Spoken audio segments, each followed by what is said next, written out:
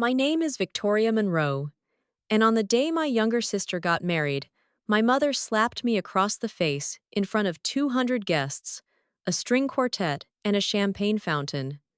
It wasn't an accident. It wasn't a misunderstanding. It was intentional, loud, sharp, humiliating. But I didn't cry. I didn't yell. I didn't even flinch.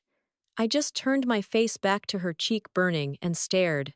Because just a few feet away, tucked into the sea of white chairs and floral centerpieces, stood Nora Lawson, a federal prosecutor, and a woman who owed me a favor. A big one. The slap may have been loud, but what came after was louder. It was supposed to be the wedding of the season. Outdoor ceremony at a historic estate in Napa Valley, soft gold lighting, delicate roses spilling from every arch, and a dress code that included formal, not fussy. My sister Chelsea Monroe, the bride, had planned it like a lifestyle influencer with a six-figure sponsorship. I arrived in navy blue, simple tailored. I came alone. I always did. I knew something was off the moment I stepped into the reception area. The way people looked at me, half polite, half hesitant, like they weren't sure if I was a cousin or a donor. I passed a group of distant relatives murmuring to each other, trying to remember who I was. That's when I saw Linda Monroe, my mother. Champagne-colored gown hair set to perfection, makeup that looked expensive and unbothered. "Victoria," she said, air kissing my cheek like we hadn't spoken in months. "You made it." "I RSVP'd 3 months ago," I replied. She smiled thin and tight. "Well, you know how busy you always are." Translation: "You're not here when the family wants to use you." I hadn't even made it to the hors d'oeuvres table before she leaned in and whispered, "Do you have a moment for a quick family chat?" No warmth, no welcome, just an agenda. That was Linda's way. "I'd like a drink first," I said. I poured myself a glass of champagne and gave myself 3 seconds to breathe. 3 seconds to remember I didn't owe them anything. Then I saw Chelsea approaching in her couture gown, her smile bright and glossy as ever. "There she is," Chelsea said, looping her arm through mine. "The woman of the hour." I raised an eyebrow. "Pretty sure that's you." She laughed light and calculated. "Don't be like that. Everyone's been talking about your penthouse." And just like that, the real reason I was invited revealed itself. I looked past her and caught my mother watching us from across the garden, her eyes twitching between us like a director. "We just want to talk," Chelsea said sweetly, that quick compassion purring at the edge of her voice. "There's a better way for all of us to live than to talk about property." I blinked. "You know my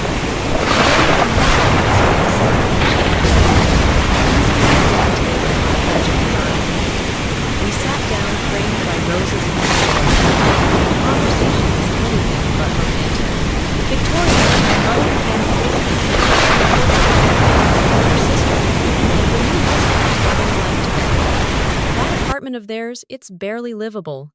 "They got married an hour ago," I said. "Exactly why we're planning," she smiled. Then it came. "We'd like you to transfer the deed to your penthouse. As a wedding gift." I nearly choked on my champagne. "A gift, yes," she said, like she was offering me a chance to be noble. "You've always had so much. It's time to give a little more." The penthouse. The one I worked 10 years to afford. The one I bought after closing a $12 million real estate deal everyone dismissed as luck. The one they hadn't even seen. Chelsea tilted her head. "You don't even like big spaces." "It's 800 square feet," I said flatly. "And I live there. Alone. Because that's how I like it." "But you live alone," she repeated. And that was it, the sentence wrapped in faux concern, hiding the punishment beneath. It wasn't about the space. It was about control. About making me small again. "It's not like you're giving it away," my mother added. "Think of it as keeping it in the family." "No," I said. Chelsea's eyes narrowed. "So, that's a yes." I set my glass down. "Number, it's a hell no." For a split second, the garden froze. Forks paused midair. Conversations faltered. Somewhere, a violin trailed off. "You ungrateful girl," my mother snapped. "I'm 36, I said calmly, "and I'm grateful to myself." I smoothed my dress, and turned toward the reception. "I'd like to enjoy a slice of cake before this wedding turns into a courtroom drama." "You're making a scene," Chelsea hissed. "No," I said, turning. "I'm refusing to be used. There's a difference." And then she did it. My mother reached out and slapped me. Not a slap full of rage or impulse. Not a slip. A decision. The sound cracked through the garden like a firework, clean, unmistakable. People gasped. A glass shattered somewhere. The string quartet stopped altogether. She had done it. In front of 200 guests. A mother had slapped her daughter for saying no. I didn't cry. I didn't raise my voice. I simply turned my face back toward her. And in the corner of my vision, I saw Nora. Black dress, calm posture, unreadable expression. But her eyes were on me. And I remembered 3 years ago I helped her save her childhood home pro bono. She hadn't forgotten. Neither had I. My cheeks stung, but my heart was still. I wasn't shaking. I wasn't afraid. I was simply done. "You just slapped the wrong woman," I said, staring straight at Linda Monroe, the woman who raised me to serve, to give, to keep quiet. "You've always made us feel like we were beneath you," she spat. "No," I replied evenly. "You did that the moment you asked me to buy my way into your love." The silence in the garden had thickened into something almost physical. You could feel it in the air, the stunned, breathless pause of people realizing they weren't at a wedding anymore. They were at the center of something much bigger. I pulled out my phone, not in a flurry, not as a threat, just calmly. My fingers moved like they'd rehearsed this 1,000 times. "Put that away." My mother barked, her voice trembling, but it was already done. I had sent a message to the Circle, a private group chat of friends, colleagues, and trusted allies I'd built over the past decade. Lawyers, journalists, real estate power players, people with reach, people who had always been watching the industry and lately watching me. Garden wedding. Slap. Public. Guests witnessed. Statement to follow. Across the garden, Nora's hand dipped into her handbag. A phone appeared. She glanced at it, then looked up at me, a nod. Almost imperceptible, but enough. Chelsea looked from me to our mother then, to the guests who were no longer chatting, laughing, or sipping champagne. They were frozen, watching, recording. Some had their phones tucked under napkins, lenses peeking out. Others didn't bother hiding it. "Victoria," my mother tried again, lower now. "You're being dramatic."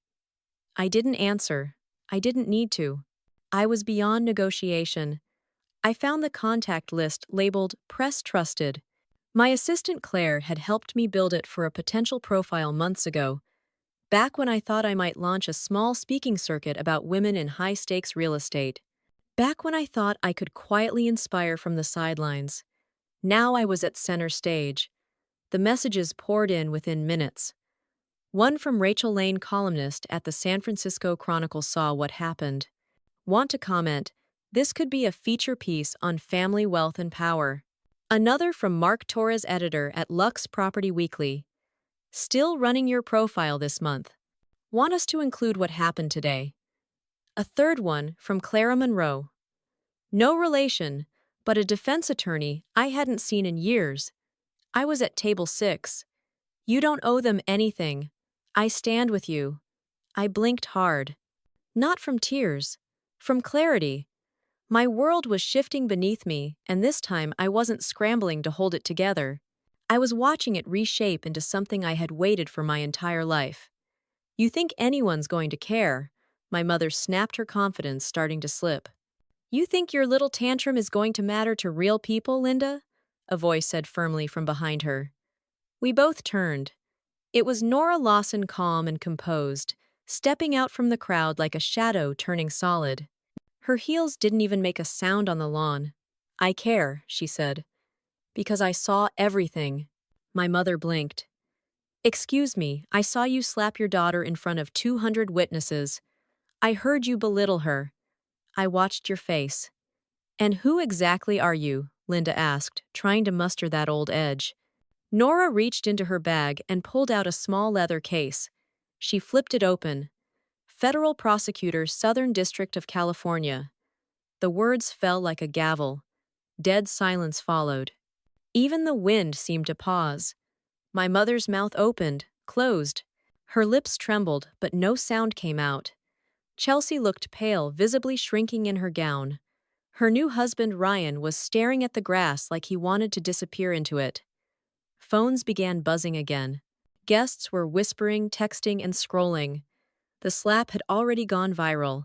I checked my phone again. Trending number slap at the vineyard number, penthouse gate number, Victoria Monroe was right. She's overreacting, Linda said sharply, pointing at me. She's always been dramatic. Nora shook her head slowly, deliberately. I know what assault looks like.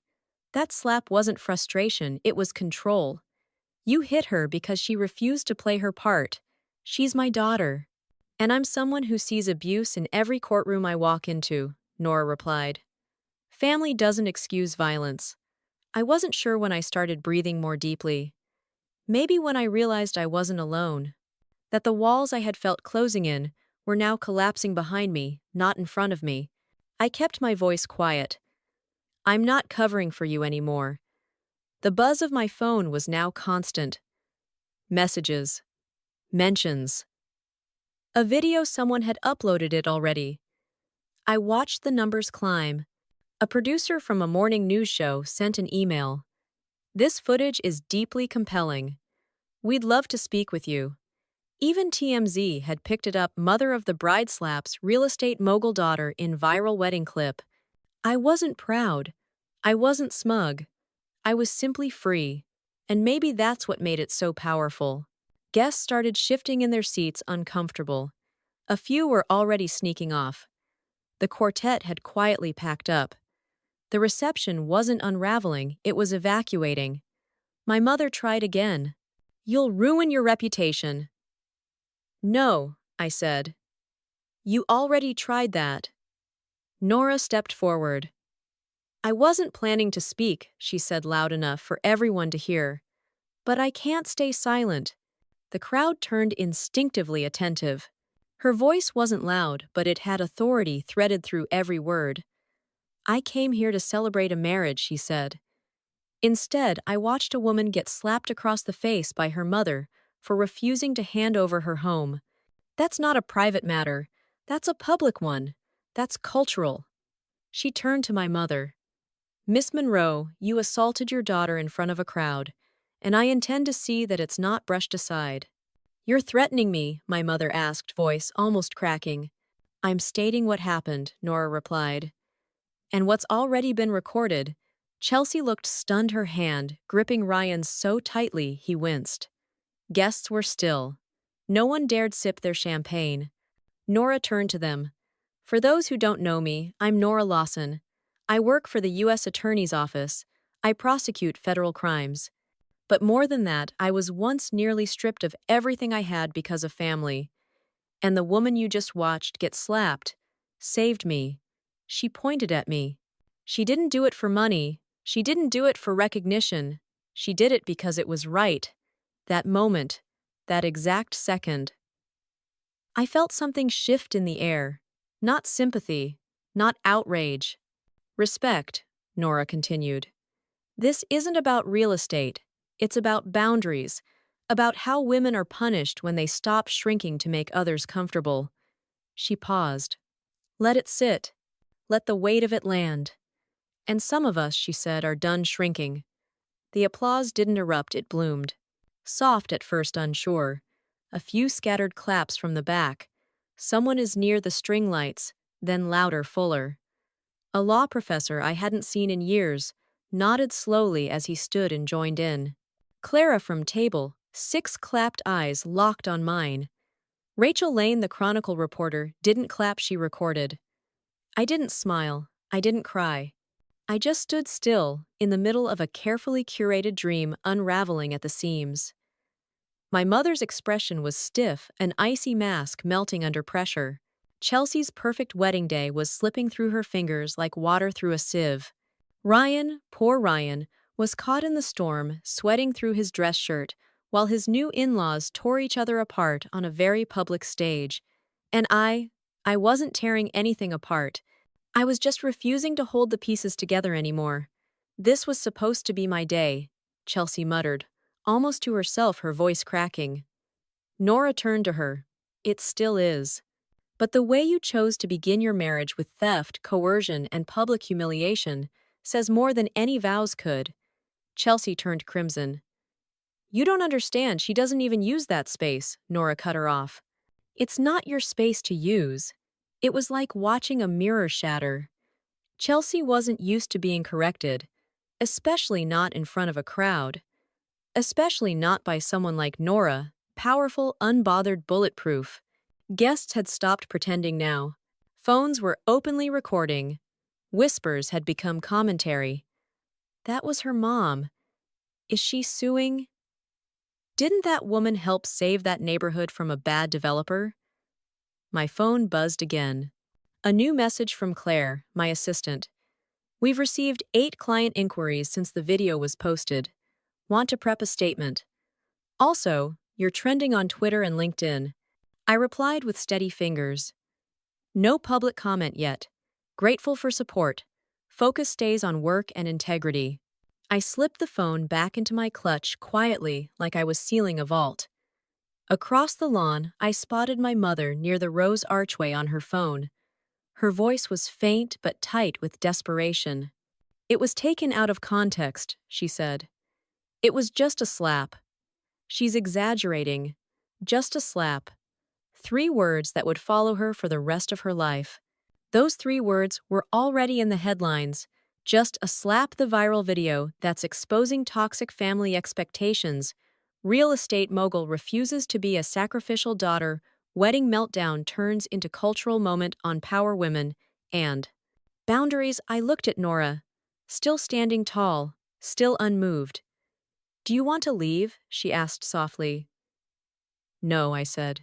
Not yet. Because this wasn't a tantrum. It was a reckoning. A woman in her early 30s approached cautiously. Neat navy blazer. Press badge clipped to her lapel.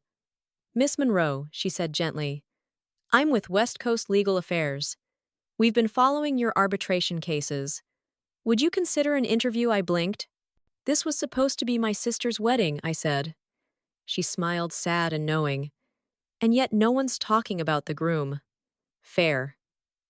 I declined for now, but gave her my card. The string quartet was long gone. The DJ, whom I hadn't even noticed before, was quietly unplugging cables. Around us, guests started slipping away in clusters. Some made excuses, early flights, headaches, childcare. Others simply left their monogrammed napkins and walked out in stunned silence. My mother approached again. She was no longer furious. She was unraveling. You're ruining everything, she hissed. Do you think anyone will work with you after this? I think I said, voice level, that people are tired of pretending this behavior is normal. This family I cut in expected me to give up what I earned just to be included. You don't want me, you want what I can provide. And when I stopped giving you, made sure everyone knew I was no longer welcome. That's not true, she snapped. It is, I said. You just didn't expect me to say it out loud. And then, Chelsea, still holding the hem of her gown like it could anchor her to the ground, looked at me not with anger anymore, but fear. I didn't know she'd hit you, she whispered. I didn't know it would go this far. Yes, you did, I said softly. She blinked. What? You knew. Maybe not the slap, but you knew the pressure, the manipulation. You knew what you were part of. You just hoped I'd cave like always. I'm sorry, she said. Can we talk? I hesitated. For a breath. For a beat. Then shook my head. You have a husband now, a new life. I have mine. She stood there for a moment, wilted, and I felt tall. Not towering, not smug, just whole. For the first time in years, my mother opened her mouth again, but this time nothing came out. Her voice had gone, because the truth had already spoken for itself. The last thing I saw before leaving the garden was the expression on Nora's face. Not smug, not self-righteous, just sure. Sure that what had happened wasn't just a family disagreement, it was a line drawn. I didn't drive home right away. Instead, I walked. Out of the vineyard estate down the winding road that led to the valet past guests, whispering into their phones heels in hand, makeup smudged. The golden hour had begun to dim. The Napa sky, once glowing with wedding light charm, turned a soft shade of steel. Still beautiful, just no longer pretending to be perfect. Nora caught up to me near the gravel lot. "Victoria," she said gently, "are you all right?" I nodded. "I think I've been all right for a long time." I just finally said it out loud. She offered a quiet, approving smile. "What you did back there, it meant something. Not just to you." I looked at her, really looked. "Why did you stand up for me?" "You stood up for me once," she replied. "Didn't ask for anything in return. And when I tried to thank you, you said, 'That's what integrity is. It's not a transaction.'" She paused. "You reminded me that dignity doesn't have to be loud. But sometimes it should be." I exhaled a breath I hadn't realized I'd been holding for years. Nora placed a card in my hand, white, thick, unbranded. "Some of us are starting something new," she said. "A private group. Women in law, business, and public service. The kind of people who've had their power questioned just for owning it." I raised an eyebrow. "Sounds subversive. Sounds necessary," she smiled. We stood in silence a moment longer, before she gave a small nod and headed toward her car. I walked to mine slowly. The city skyline came into view as I crossed back into San Francisco that night. My penthouse waited at the top of a building. Few people could afford to enter my sanctuary, my earned space mine. And for the first time, it didn't feel cold. It felt earned. I tossed my clutch onto the marble counter, kicked off my heels, and walked straight to the balcony. The air was cool, a breeze curling through the skyline like a secret passed between towers. Below, the city buzzed, unaware that in a vineyard miles away, a woman had just drawn a boundary and kept it. My phone lit up again. Claire, still climbing. 23 requests for interviews. Dozens of LinkedIn DMs. 3 law school groups want you to speak. I know you hate this part, but you're a symbol now. I stared at the screen. A symbol I wasn't sure I wanted to be one. But maybe, just maybe, that's what happens when a woman says no and means it. I turned the phone off. Completely. Not silent. Not airplane mode. Off. Then I opened a bottle of wine, one I'd been saving for someday, because someday had arrived. A week later, I got a letter. A real one. Handwritten. No return address, but I knew the script. It was from Chelsea. "Victoria, I've watched the video more times than I should admit. I keep thinking, how did we get here? Then I realized this isn't new. We've just never said it out loud. I don't expect forgiveness. I'm not even sure I'd forgive myself. But I do want you to know I admire you. I always have. Not because you're rich or sharp or stubborn, though all those things are true, but because you didn't trade yourself away to be accepted. I did. And now I'm figuring out how to live with that. I hope I get there." Chelsea, I folded the letter, placed it in a drawer, and left it there. It didn't fix anything, but it was a start. The headlines died down slowly. The think pieces faded. The world moved on, as it always does. But and then someone new would message me, not about real estate, not about business, about that moment, the slap, the refusal, the aftermath. One woman wrote, "Because of you, I finally told my boss no." Another, "I didn't give my inheritance away just to feel loved. Thank you." And another, "You weren't dramatic. You were brave." That distinction matters. Maybe I hadn't ruined a wedding. Maybe I had walked out of a role I was never meant to play. not the quiet daughter, not the generous provider, not the punching bag, just me, Victoria Monroe, woman, businesswoman, survivor of subtle sabotage and glossy guilt, still standing, and this time, not alone. Epilogue for the story of Victoria Monroe as a quiet, powerful, close to her arc. Epilogue. 1 year later. The gala was black tie hosted at the De Young Museum. Spotlights flared against the glass, and inside women who had once been pitted against each other in boardrooms now sipped champagne side by side. The invitation had come in gold foil, the Monroe Fund, celebrating 1 year of women who said, "Number, I didn't walk the red carpet." I arrived through the side entrance, because this wasn't about performance, it was about presence. The Monroe Fund, once just a quiet seed of an idea after that day at the vineyard, had grown into a $15 million endowment backed by quiet donors and public allies built to support women facing retaliation in the workplace, the home, and the inheritance line. Not charity, justice. Nora was at the bar when I found her. She raised a glass wordlessly. "To boundaries," she said. I clinked mine gently, and not needing applause for them, she grinned. "Too bad we're getting it anyway." Across the room, I spotted Chelsea. She wasn't in white anymore. She wore a tailored navy suit, minimal makeup, hair in a soft updo that didn't scream for attention. We'd spoken a few times, short, careful conversations. We weren't rebuilding, but we were no longer strangers bound by resentment. She caught my eye and gave the smallest nod. I returned it. That was enough. The evening carried on. Speeches, quiet tears, laughter that came from deep places. I kept thinking of that moment under the vineyard arch when I'd been slapped for choosing myself. Now the very act of choosing had created something others could stand on. I left the gala early. No dramatic exits. Just me back in my city, in my building where my name wasn't on the door, but in the deed. I took the elevator to the top floor, stepped out onto my balcony. The skyline hadn't changed, but I had. I leaned on the rail and smiled, not for the cameras, not for the headlines, just for me. When Victoria Monroe's mother slapped her at her sister's wedding for refusing to give up her penthouse, years of quiet sacrifice snapped into clarity.